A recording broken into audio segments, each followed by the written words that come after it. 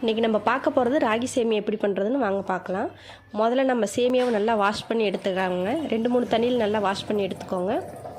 Wash பண்ணிவிட்டு 2-3 நிமிஷம் ஊறட்டுங்க.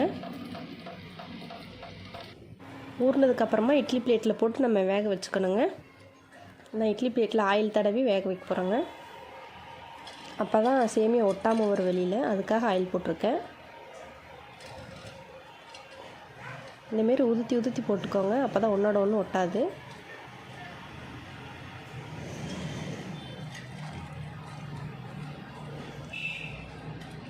ஊற வைக்கிறது ரொம்ப நேரம் ஊற வைக்க வேண்டாங்க, அப்புறம் களி மாதிரி ஆயிரும். அவ்வளோதாங்க. போட்டுட்டு நம்ம க்ளோஸ் பண்ணி விட்டுறலாங்க.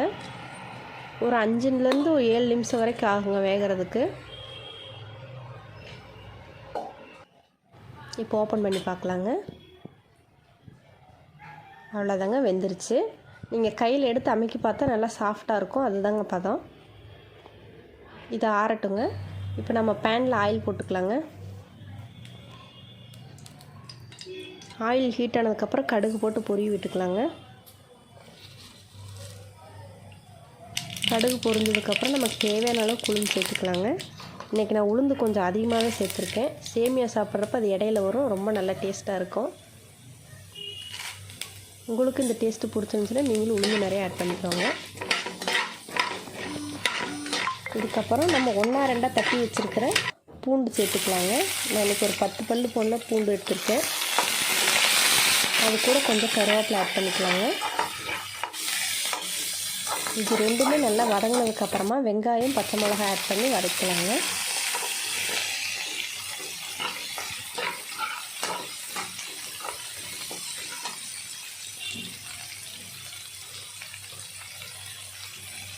நமக்கு தேவையான அளவுக்கு உப்பு சேர்த்துக்கலாங்க.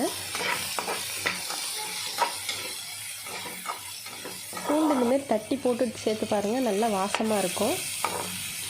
இந்த சேமியாவுக்கு நல்ல ஃப்ளேவர் கொடுக்குறதே அந்த பூண்டு தான். ட்ரை பண்ணி பாருங்கள் இந்தமாரி ஒரு தடவை. நல்லா வதங்கிருச்சுங்க. இப்போ நம்ம ஆற வச்ச ராகி சேமியாவை எடுத்து உள்ளே ஆட் பண்ணிக்கலாங்க.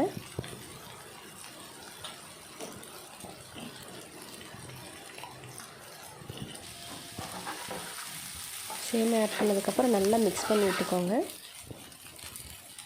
அவ்வளோதாங்க, நம்ம சேமியா ரெடி ஆகிடுச்சு. கடைசியாக கருவேப்பிலை, கொத்தமல்லி தழை போட்டு கலரி விட்டு எடுத்துக்கலாங்க. நம்ம சேனலை சப்ஸ்கிரைப் பண்ணாதவங்க சப்ஸ்கிரைப் பண்ணுங்கள். தேங்க்ஸ் ஃபார் வாட்சிங்.